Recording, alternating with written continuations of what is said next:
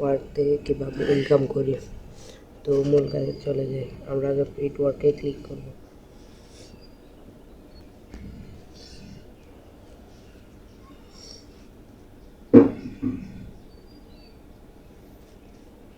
Paid ওয়ার্কে click করার পরে এখানে আই লেখা আছে,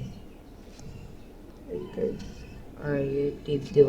টিপ দিয়ে এখানে গেম খেলে এখানে ট্যাপ করব। ট্যাপ করার পর এখানে যে কোনো একটাতে ট্যাপ করব।